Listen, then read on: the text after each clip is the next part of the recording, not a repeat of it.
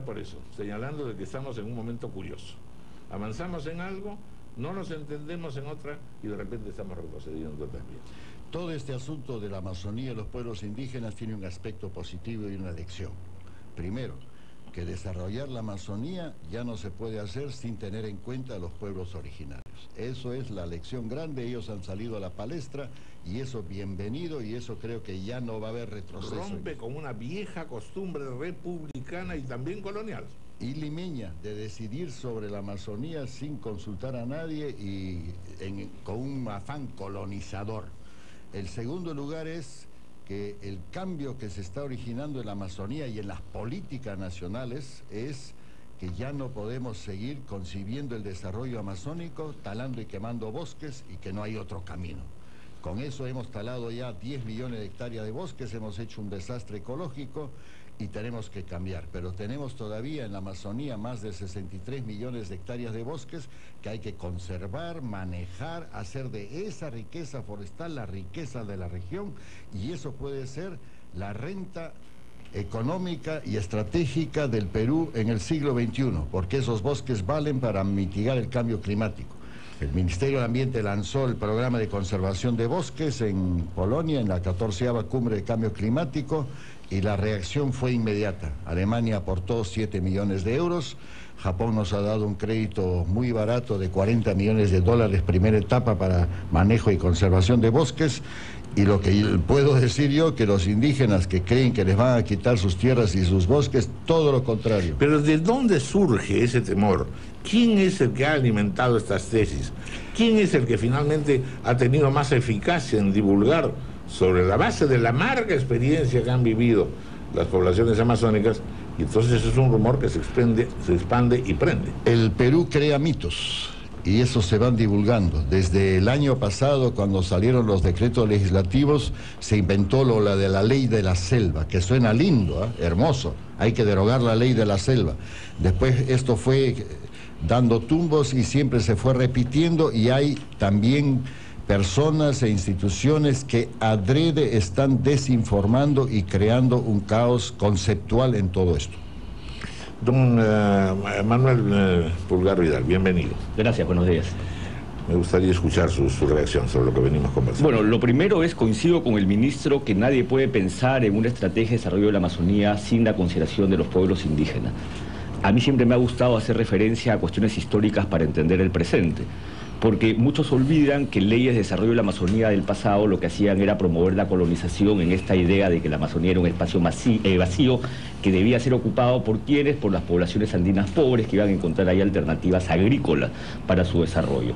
Y muchos olvidan que hoy día ciudades dedicadas al cultivo del arbusto de coca en realidad son ciudades que fueron resultado de políticas oficiales. Ciudad Constitución, algunos deben recordar, era la alternativa de una ciudad capital para el Perú y finalmente se convirtió en una pequeña localidad que se dedica al cultivo de la hoja de coca. Entonces, a lo largo del tiempo nos hemos equivocado en políticas de desarrollo de la Amazonía, no hemos considerado a las poblaciones, hemos pensado que la Amazonía se desarrollaba a partir de exoneraciones tributarias, entonces lo único que lográbamos es que por ahí una empresa que hace refrigeradoras se instale, otra que hace cerveza, pero nos olvidamos que la Amazonía tiene sus propios recursos y que tenemos que apostar a sus propios recursos y al conocimiento de sus propias poblaciones.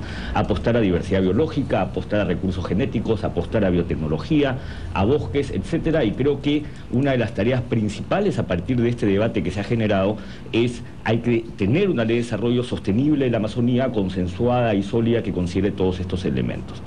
Respecto al tema de la desconfianza, sí, no podemos olvidar que se generó un debate muy fuerte a partir de los artículos del presidente Alan García respecto a lo que se denominó el perro del hortelano. Debate que finalmente quedó instalado y que llevó a una polarización de la situación. Y también es cierto que en un inicio algunos de los decretos legislativos no incorporaron el contenido que debía tener, y debes recordar, Raúl, que aquí hubo un debate cuando se modificó la ley forestal. Pero nosotros le hemos dicho, creo que sí hubo un propósito de enmienda en algunos de estos decretos legislativos, se derogaron estos famosos sobre el tema de la disposición de la tierra campesina y nativa, esta del 50% más 1 o 2 tercios, y se volvió a la lógica de 2 tercios de una ley del año 95, la ley forestal se modificó, la modificó el Congreso, y el Congreso en ese momento nunca cuestionó su constitucionalidad o el hecho de que hubiera o no hubiera consulta.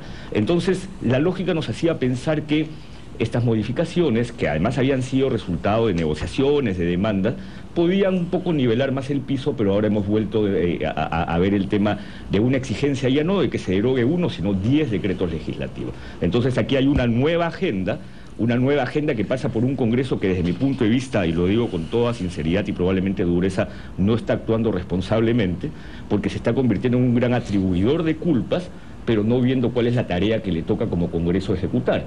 Entonces, modifica el decreto legislativo 1090 y ahora dice, no, declarémoslo inconstitucional. Bueno, entonces ahí hay una contradicción. Claro, pero no lo veamos tanto desde el punto de vista de los problemas de la cúpula, sino desde de abajo. Es decir, en realidad lo que más impresiona, durante 2 semanas hemos estado dedicando al tema y entrevistas con Pizango, etcétera, lo que más impresiona al ciudadano común y corriente es decir, bueno, primero han estado siempre abandonadas, luego hay todas estas consideraciones equívocas sobre qué cosa es la Amazonía, pero el hecho es que nos encontramos ahora frente a una población, no sé de qué volumen, no sé cuánta totalidad, si es unánime la posición, pero el hecho es que hay una población que no acepta lo que se está planteando desde la perspectiva del Estado, doctor Black. ¿Qué cosa debe hacerse? ¿Qué pasos hay que tomar, independientemente de las llamadas del primer ministro, etcétera, para poder lograr una conciliación? Yo las veces que me he encontrado con usted le he preguntado siempre cómo van las cosas y a veces lo notaba un poco pesimista diciendo, bueno, hay una trabazón, hay una dificultad de entendimiento. ¿Por qué es eso? ¿Por qué no podemos romper esas cadenas que son en el fondo de desconocimiento? Primero, el Estado peruano ha hecho muchas cosas a favor de los pueblos indígenas amazónicos. Una de ellas es haberles entregado territorios que suman 11 millones de hectáreas, casi todo bosques, más reservas comunales, territorios de resguardo para los indígenas no contactados, que en total suman 15 millones de hectáreas. Es 3 veces la superficie de Costa Rica. Allí hay enormes recursos. El segundo punto de discordia es que hay algunos grupos que no quieren que se explote gas y petróleo, que el subsuelo también es de ellos, y eso es inconstitucional. Entonces, el subsuelo, el Perú... Ahí sí. Me permito hacerle una repregunta, es decir, ¿es eso exactamente lo que están diciendo? ¿O lo que están diciendo es, como ha pasado en la minería en la sierra, yo me opongo porque lo que quiero es en realidad ser copartícipe del esfuerzo de desarrollo y de las empresas y de los emprendimientos económicos? Hay grupos indígenas como las que representa la CONAP que están en el diálogo y quieren ser copartícipes. Hay otro grupo que es AIDESEP que dice no a la explotación de petróleo y de gas porque eso genera contaminación. En el pasado no había leyes y había enorme contaminación. Hoy en día eso se ha corregido y las empresas están sujetas a leyes muy estrictas. ¿Eso es exactamente así?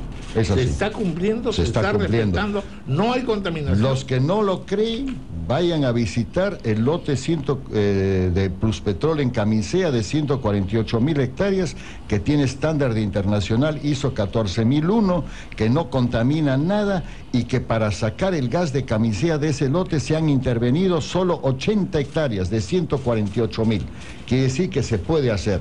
En el río Corrientes, donde desde el año 74 se extraía petróleo, se generó una enorme contaminación por Occidental y otras empresas.